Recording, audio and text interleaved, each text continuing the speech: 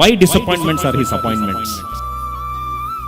అపవాది తీసుకొచ్చే అనుమానాలకి ఇంకా జీవితం మీద నిరుత్సాహం వలలోకి వెళ్ళిపోయి కూరుకుపోతావు. అలా కూరుకుపోయినప్పుడు నువ్వెంత ఏర్పరచబడిన వాడవో మర్చిపోతావు, ఎంత పిలుపుందో మర్చిపోతావు, ఎంత ఉన్నతమైన ఉద్దేశము దేవుని పట్ల ఇర్మియా భక్తుల్లాగా గర్భంలోనే కలిగి ఉన్నాడో మర్చిపోయి ఆ కన్న గర్భాన్ని తిడతావు.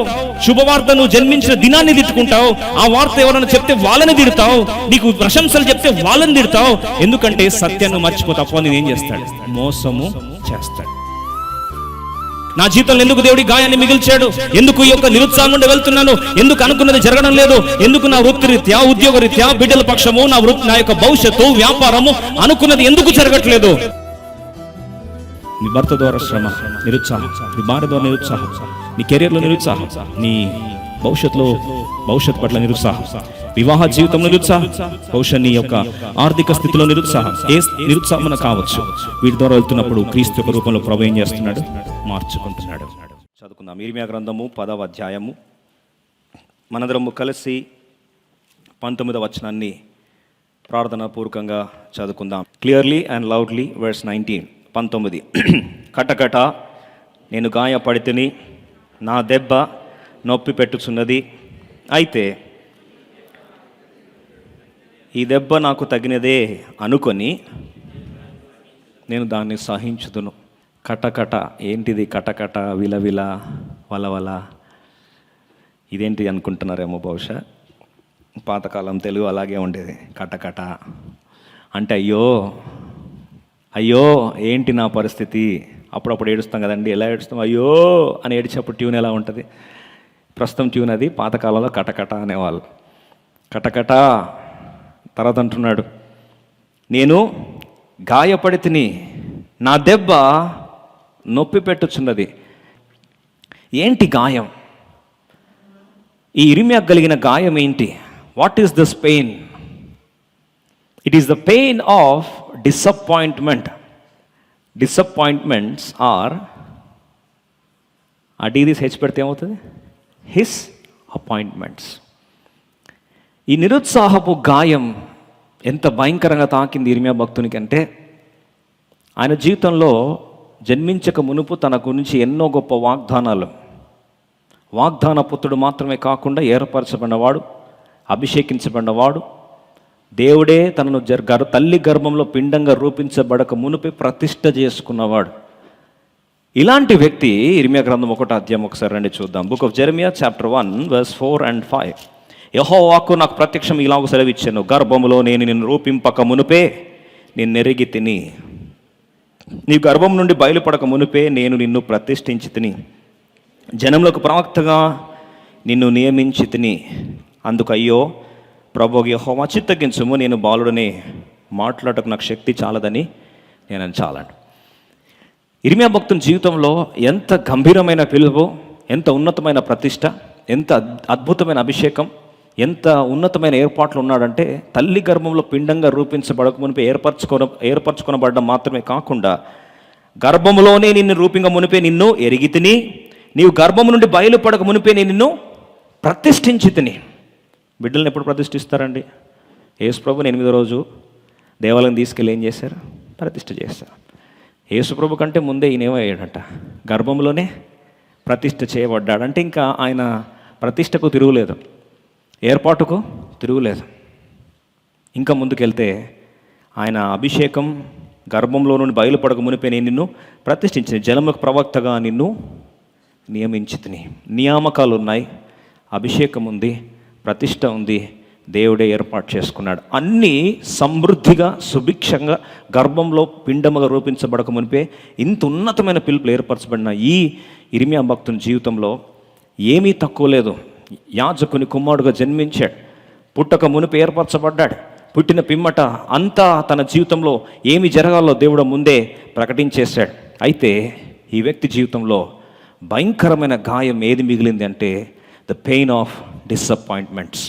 డిసప్పాయింట్మెంట్ ఎప్పుడు వస్తుంది? నిరుత్సాహం ఎప్పుడు వస్తుందంటే, మనం అనుకున్నది జరగనప్పుడు నిరుత్సాహం వస్తుంది. అనుకున్నది ఒకటి, జరిగింది ఇంకొకటి. When reality does not match with our expectation, we end up into disappointments. అనుకున్నది జరగకపోతే వచ్చేది ఏంటండి? నిరుత్సాహమే. ఇలా కావాలి అని అనుకుంటాం, అనుకున్న ఉద్యోగం రాదు, దాన్ని ఏమంటారు? డిసప్పాయింటెడ్ అండి అంటారు. అనుకున్న ఉద్యోగం రాదు, అనుకున్న జీతం రాలేదు, అనుకున్న ప్రాంతానికి ప్రమోషన్ రాలేదు, అనుకున్న ప్లేస్కి ట్రాన్స్ఫర్ కాలేదు, అనుకున్న పిల్లగాడు దొరకలేదు, అనుకున్న పిల్ల దొరకలేదు. అప్పుడు తర్వాత ఏం మిగులుతుంది? డిసప్పాయింట్మెంట్ మిగులుతుంది. ఆ డిసప్పాయింట్మెంట్ తర్వాత ఈ యొక్క యాత్రలో ఈ డిసప్పాయింట్మెంట్ అనేది మనందరికీ ఒక్కొక్క ప్రాంతాల్లో జరిగితే, ఈ ఇర్మియా భక్తునికి డిసప్పాయింట్మెంట్ ఏ స్థాయికి వెళ్ళిపోయింది అంటే, ఆలోచించండి. తను జన్మించిన పిమ్మట మొట్టమొదటిగా ఎడ్యుకేషనల్ క్వాలిఫికేషన్లో డిసప్పాయింట్మెంట్. ఆయన ఏదో చేయాలనుకుంటే దేవుడు అన్నాడు, లేదు, నువ్వెవరు, నువ్వు బాలుడనే ప్రసక్తే లేదు, తప్పించుకునే ఆస్కారమే లేదు. మరి ఏం చేయాలి? ప్రవక్తకు వచ్చే. ఆలోచించండి, ఎడ్యుకేషనల్ క్వాలిఫికేషన్లో డిసప్పాయింట్మెంట్ మిగిలితే ఇంకా ముందుకెళ్తే కెరియర్, ఉద్యోగం కూడా వద్దు ప్రభా, నాకు ఇది 4 నచ్చని వాక్యం పోయి చెప్తే నన్ను బతకనిస్తారా అంటే చెప్పాల్సిందే, నేను చెప్పకపోతే వారి భయము నిన్ను మింగేస్తుంది. ఈ మాటలు అంటా ఉంటే ఎలా ఉంటుందండి? రండి చూద్దాం. ఇర్మియా గ్రంథం 1వ అధ్యాయము 17వ వచనం. కాబట్టి నీవు నడుము కట్టుకుని నిలబడి నేను నీకు ఆజ్ఞాపించిన అంతయు వారికి ప్రకటన చేయము, భయపడకము, లేదా నేను వారి ఎదుట నీకు భయం పుట్టింతును. చేస్తావా లేదా? లేకపోతే నీకు భయం పెట్టాలా? వాళ్ళు వచ్చితే భయపడతావా? ఎలా ఉంటుందండి? కెరియర్లో కూడా డిసప్పాయింట్మెంట్, ఎడ్యుకేషన్లో డిసప్పాయింట్మెంట్.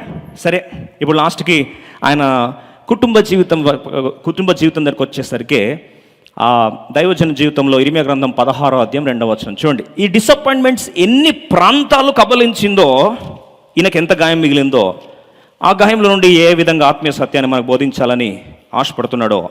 16:2 ఇర్మియా గ్రంథం 16వ అధ్యాయం 2వ వచనం. జెర్మియా చాప్టర్ 16:2 అందరం కలిసి. ఈ స్థలమందు నీకు కుమారులైనను కుమార్తెలను పుట్టకుండున్నట్లు నీవు వివాహము చేసుకొనకూడదు. ఫ్యామిలీ ప్లానింగ్ అంటే అది సరిపోయిన ముందు పెళ్ళి కూడా చేసుకోవద్దని. సరే, ఈయన ఫ్యూచర్ కూడా డిసప్పాయింట్మెంటే, ఫ్యామిలీ లైఫ్ డిసప్పాయింట్మెంటే, కెరియర్ డిసప్పాయింట్మెంటే. ఇంకా లాస్ట్కి మినిస్ట్రీకి వద్దాం. ఇంకా కనీసం అదొకటన్నా మిగిలిందంటే, ఏ దానికైతే దేవుడు ఏర్పరచుకున్నాడో ఆ వాక్య పరిచయం చేయడం ఆరంభిస్తే ఫస్ట్ స్ట్రోక్ ఇర్మియా గ్రంథం 12వ అధ్యాయం 6వ వచనం. జెర్మియా చాప్టర్ 12:6 12:6 అందరు కలిసి చదువుదాం.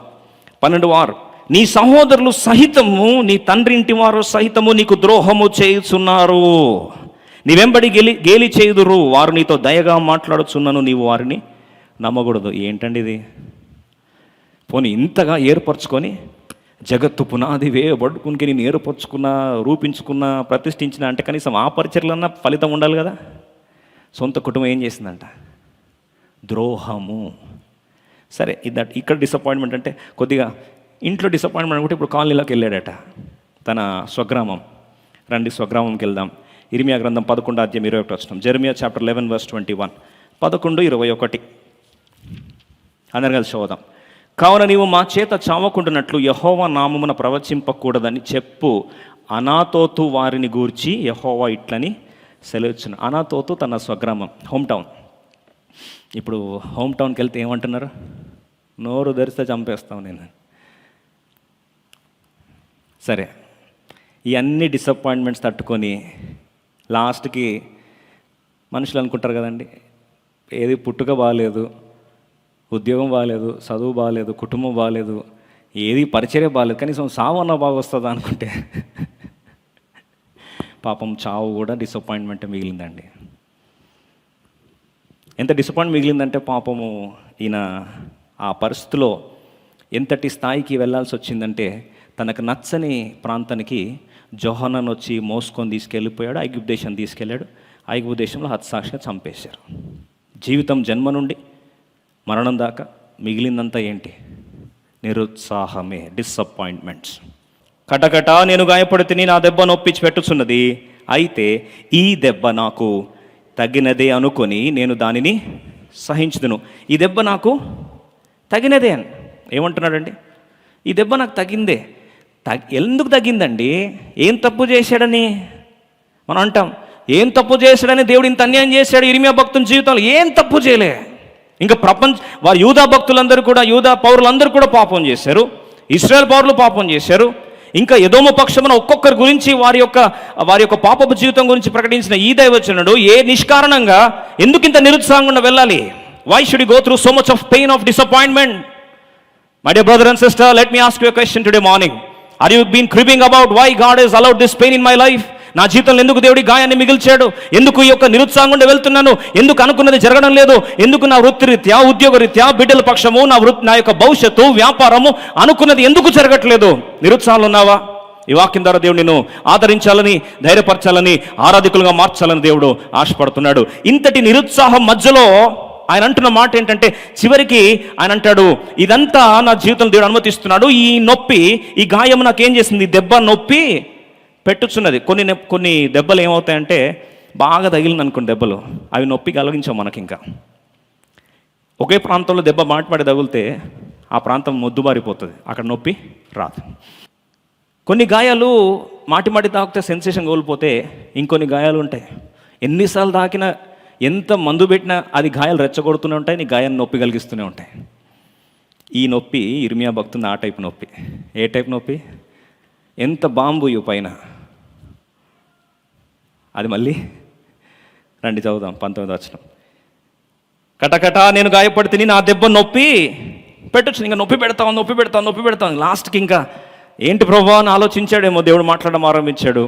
అప్పుడు ఆ నొప్పికి పరిష్కారంగా అనుకున్నాడు. ఏంటి పరిష్కారం? చూడండి 19వ వచనం 2వ భాగం. అయితే ఈ దెబ్బ నాకు తగినదే అనుకొని నేను దానిని సహించుదును. ఇప్పుడు ఈ దెబ్బ నాకు తగినదే అని చెప్పి యాక్సెప్ట్ చేసినప్పుడు ఆ గాయమంతా ఏమైందంటే ఆయన తట్టుకోవడానికి, సహించడానికి దేవుడు సహాయపడ్డాడు. ఈరోజు how to process the pain of disappointment, నిరుత్సాహపు గాయాన్ని ఎలా జీర్ణించుకోవాలి, ఎలా సహించాలి, చాలా లోతైన అంశాన్ని జాగ్రత్తగా వినాల్సి మనం చేస్తున్నాం.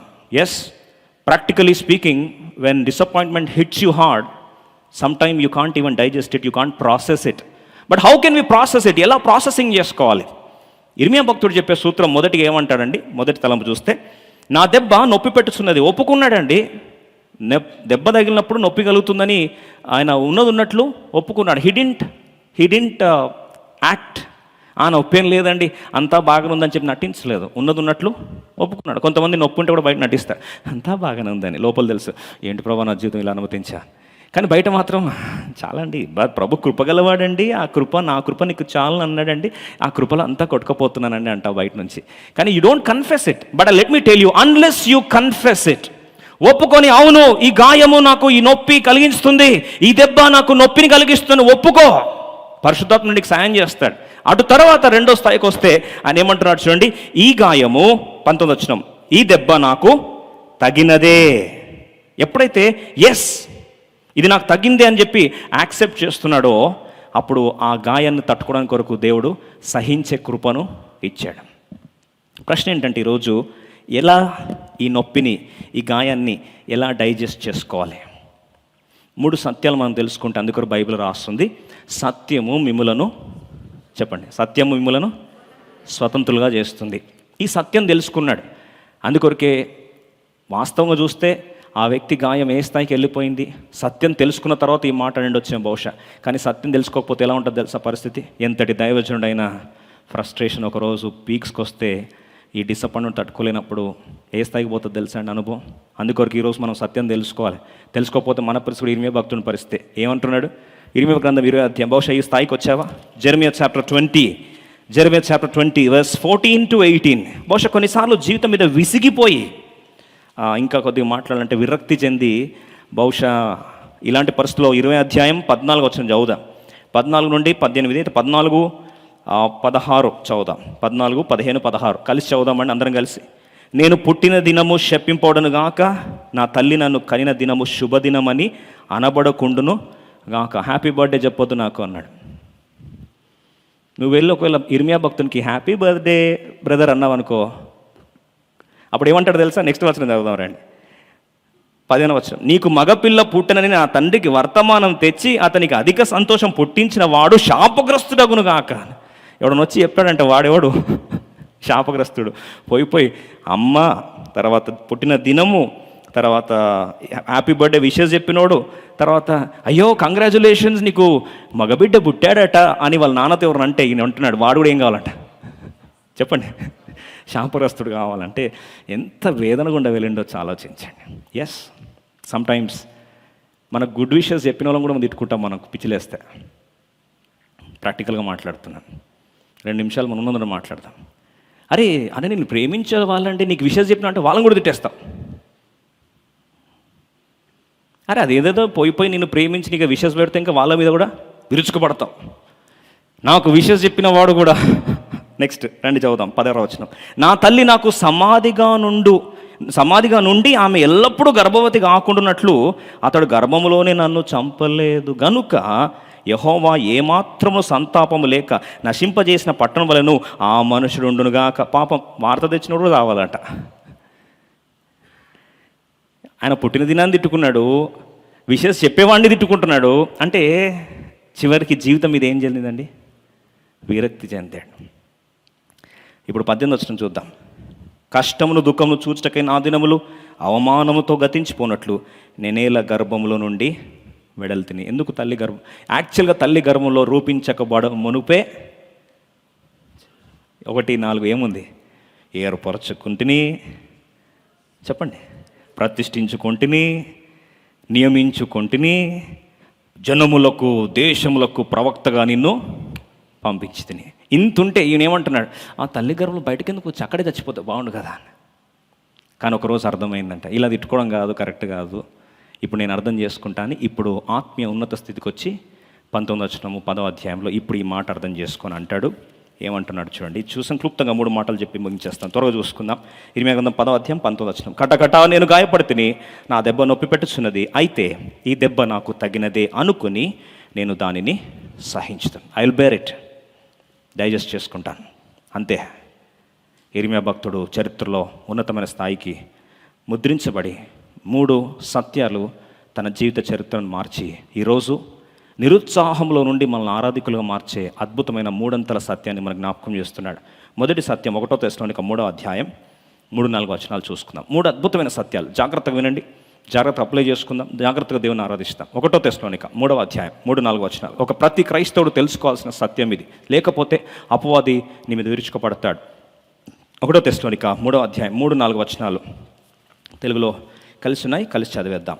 1 తెస్సలోనిక 3వ అధ్యాయము 2వ వచనం నుండి అందరము కలిసి బిగ్గరగా ప్రార్థనాపూర్వకంగా చదువుకుందాం. ఈ శ్రమల వలన ఎవడను కదిలింపబడకుండానట్లు మిమ్మల్ని స్థిరపరచుటకును మీ విశ్వాస విషయం మిమ్మల్ని హెచ్చరించుటకును మన సహోదరుడు క్రీస్తు సువార్త విషయంలో దేవుని పరిచారకుడైన తిమోతిని పంపితిమి. మేము మీ యొద్ద ఉన్నప్పుడు మనము శ్రమను అనుభవింపవలసి ఉన్నదని మీతో ముందుగా చెప్పితిమి కదా, అలాగే జరిగినది. ఇది మీకును తెలియను. అందరం గట్టిగా అవుదాం. అట్టి శ్రమలను అనుభవించుటకు మనము నియమింపబడిన వారమని మీరెరుగుదురు. 5వ వచనం కూడా అందరూ కలిసి చదువుదాం. ఇందుచేత నేనును ఇకను సహింపజాలక శోధకుడు మిమ్మును ఒకవేళ శోధించునేమో అనియు మా ప్రయాసము వ్యర్థమైపోయేనేమో అనియు మీ విశ్వాసం తెలుసుకున్న వలన అతనిని పంపితిని. పౌలు భక్తుడు తెస్సలోనిక సంఘాన్ని జ్ఞాపకం చేస్తుంటాడు, నేను తిమోతిని పంపిస్తాను హుటాహుటిగాని. ఎందుకు తెలుసా అండి? ఈ తెస్సలోనిక సంఘము శ్రమల గుండా వెళ్తూ ఉంది. ఈ తెస్సలోనిక సంఘము ఈ యొక్క నిరుత్సాహపు గాయం గుండా వెళ్తుంది.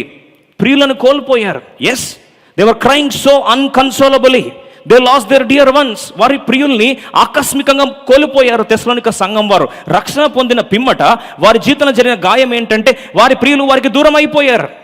వృత్తిరీత్యా సమస్యలు గుండా వెళ్తున్నారు. వాళ్ళకి అర్థం కావట్లేదు, ఇదేంటి ప్రభువా ఏర్పరచుకున్నావన్నావు, అపాయింట్మెంట్ అంటే ఇక్కడ వచ్చింది మాకు డిసప్పాయింట్మెంట్, ఏం జరుగుతుందని అగమ్య గోచర పరిస్థితులు ఉండేసరికి పౌలు భక్తుడు తెలుసుకున్నాడు, అయ్యో తెస్సలోనిక సంఘాన్ని చెదరగొట్టడానికి అపవాది బయలుదేరుతున్నాడని తెలిసి వెంటనే తిమోతిని పంపించి ఏమంటున్నాడు చూడండి. మనము శ్రమలు అనుభవింపవలసి ఉన్నదని మీతో ముందుగా చెప్పితివి కదా, అట్టి శ్రమలను అనుభవించుటకు మనము నియమింపబడిన వారమని మీరు ఎరుగరా? మీకు తెలీదా? వీఆర్ అపాయింటెడ్ అంటూ అఫ్లిక్షన్. ముందే నేను చెప్పాను కదా, శ్రమలు వస్తాయని చెప్పాను కదా అని చెప్పిన తర్వాత అద్భుతమైన మొదటి సత్యాన్ని జ్ఞాపకం చేస్తున్నాడు 5వ వచనంలో. ఇందుచేత నేను ఇకను సహింపజాలక, ఇంకా తట్టుకోలేక శోధకుడు మిమ్మును ఒకవేళ శోధించునేమో అనియు మా ప్రయాసం వ్యర్థమైపోతుందేమో అని వెంటనే తెలుసుకోవాలని నేను పంపించాను. మొదటి సత్యం ఏంటంటే, మనం తెలుసుకోవాల్సిన సత్యం ఏంటంటే, ఎప్పుడైతే నిరుత్సాహానికి దేవుడు మనల్ని తీసుకెళ్తున్నాడో, ఈ డిసప్పాయింట్మెంట్స్ ద్వారా వెళ్తున్నప్పుడు మొదటిగా మనం తెలుసుకోవాల్సిన సత్యం ఏంటంటే, అపవాది సత్యమును మనం కానీ తెలుసుకోకపోతే, బైబిల్లో స్పష్టంగా రాస్తాం, సత్యం మనల్ని ఏం చేస్తుంది? స్వతంత్రులు చేస్తుంది. కానీ అపవాది ఏం చేస్తారండి? బంధకములు వేయించేవాడు.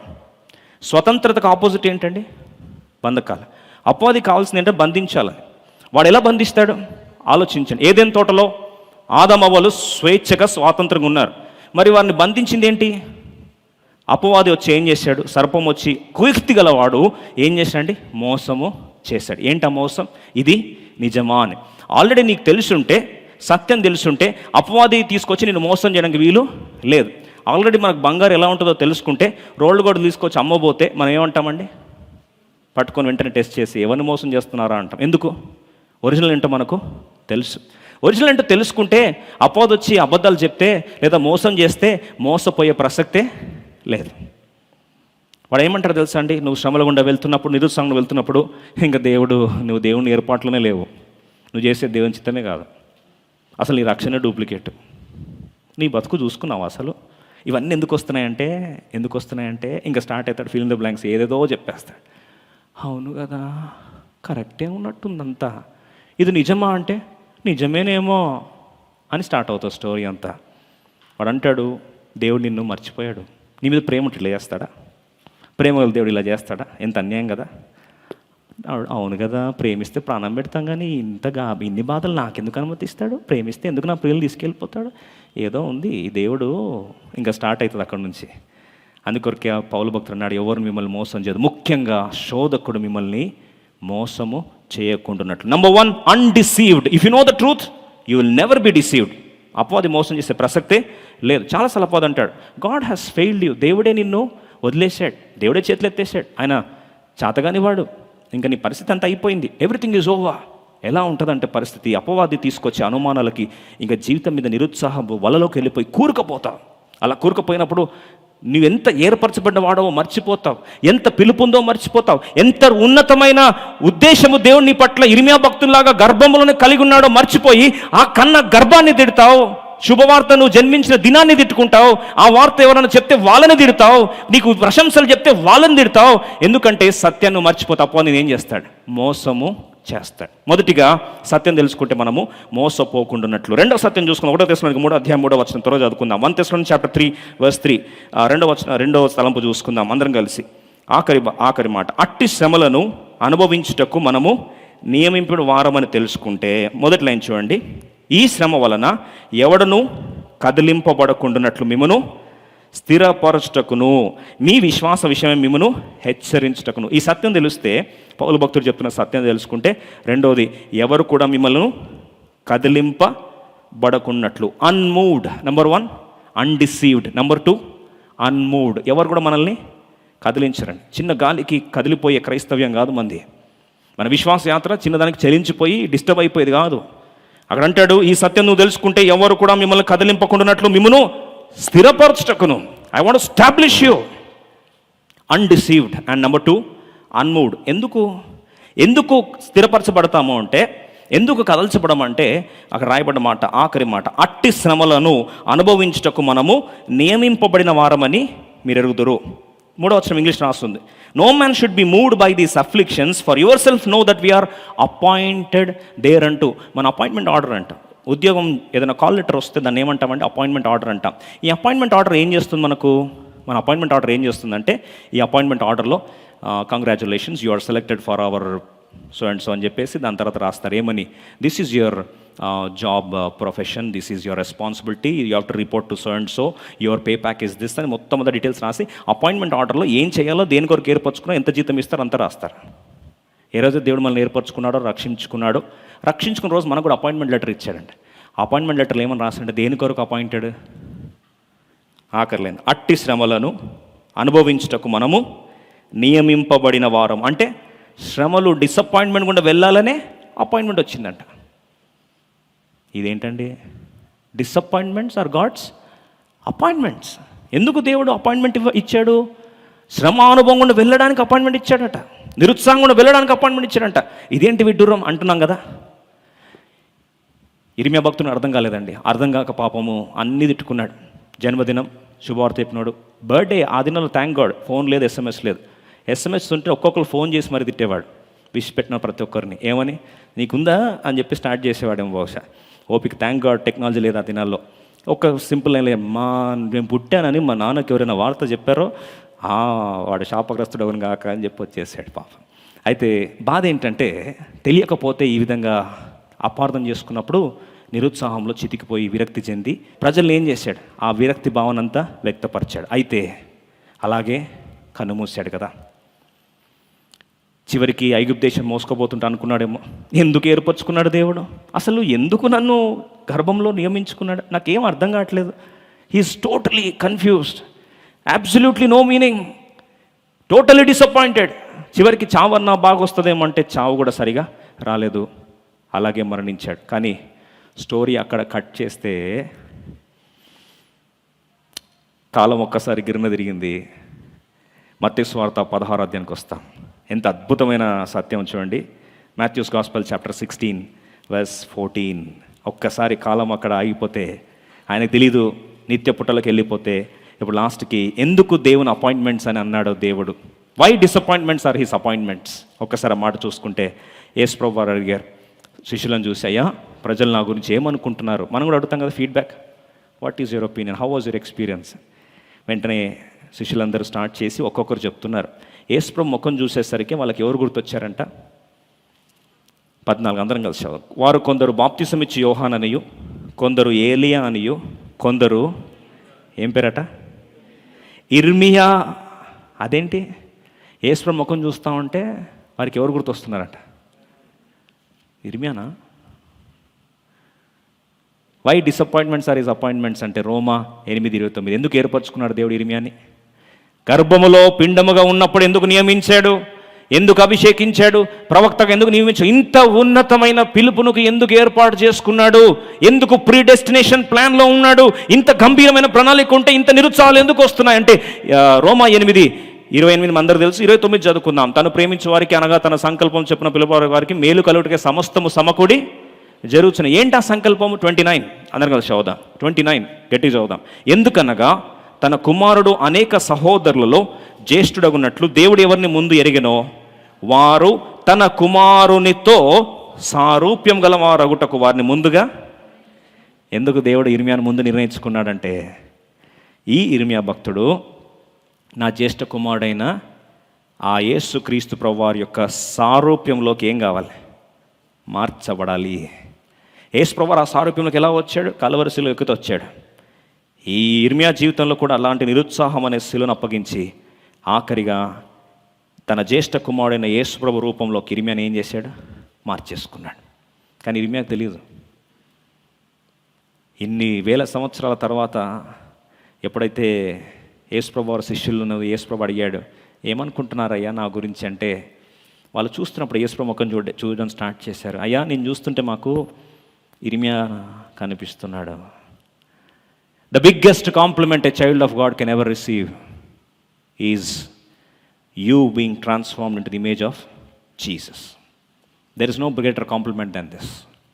నిన్ను చూస్తే యేసు ప్రభు గుర్తొస్తున్నాడు. యేసు ప్రభు రూపం నీలో కనిపిస్తుంది, ఆ దీనత్వం నీలో కనిపిస్తుంది, ఆ యేసు ప్రభు క్షమాగుణం నీలో కనిపిస్తుంది, యేసు ప్రభు స్పందన నీలో కనిపిస్తుంది, యేసు ప్రభు యొక్క జాలి నీలో కనిపిస్తుంది, యేసు ప్రభు యొక్క సమాధాన దృక్పథం నీలో కనిపిస్తుంది, ఆ సంతోషం కనిపిస్తుంది అని ఎప్పుడైతే యేసు ప్రభువుని చూసినప్పుడు ఏ ఫీలింగ్ అయితే కలుగుతుందో, యేసు ప్రభు రూపంలో మార్చబడిన వ్యక్తిని చూసినప్పుడు కూడా అదే స్పందన ప్రజల్లో కనిపించినప్పుడు అది ఒక విశ్వాసికి అత్యున్నతమైన బిరుదు.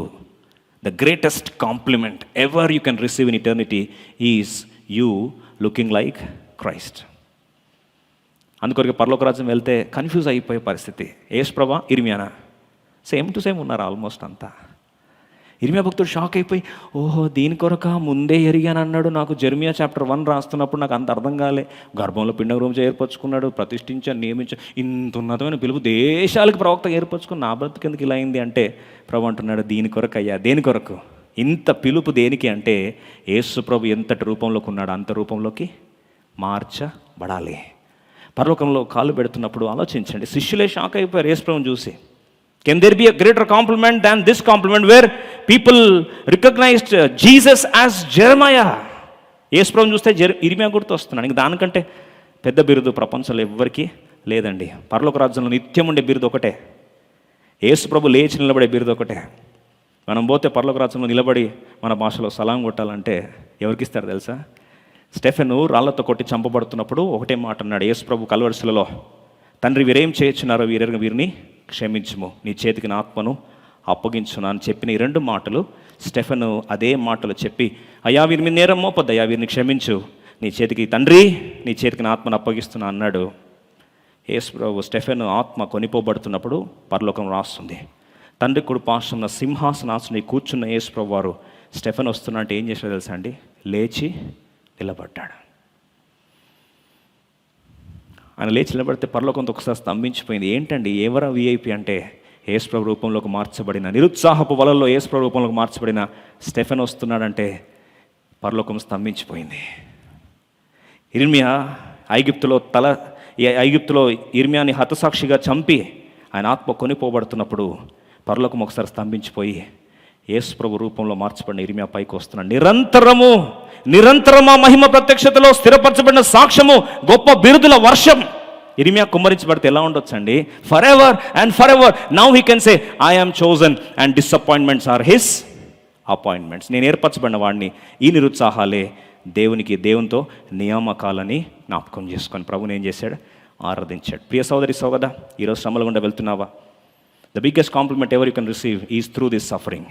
You can be transformed image of Jesus. ఈరోజు బిడ్డల ద్వారా శ్రమ, నీ భర్త ద్వారా శ్రమ, నిరుత్సాహం, నీ భార్య ద్వారా నిరుత్సాహం, నీ కెరియర్లో నిరుత్సాహం, నీ భవిష్యత్తు పట్ల నిరుత్సాహం, వివాహ జీవితంలో నిరుత్సాహం, బహుశా నీ యొక్క ఆర్థిక స్థితిలో నిరుత్సాహం, ఏ నిరుత్సాహం కావచ్చు. వీటి ద్వారా వెళ్తున్నప్పుడు క్రీస్తు యొక్క రూపంలో ప్రభు ఏం చేస్తున్నాడు? మార్చుకుంటున్నాడు. ఇది తెలిస్తే ఆఖరి సత్యం 2 తిమోతి 1:12 చదువుకుందాం. ఆ హేతువు చేత ఈ శ్రమలను అనుభవించుచున్నాను గాని నేను నమ్మిన వానిని ఎరుగుదును గనుక సిగ్గు పడను. ఆఖరిగా సిగ్గుపడని స్థితి. మొదటిది మోసపోని స్థితి, రెండవది కదల్చబడని స్థితి, undeceived experience. Number 2 unmoved experience. Number 3 unashamed experience. సిగ్గుపడని అనుభూతి. ఎప్పుడు? నేను నమ్మిన వాడిని ఎరుగుదును, నేను సిగ్గు పడను.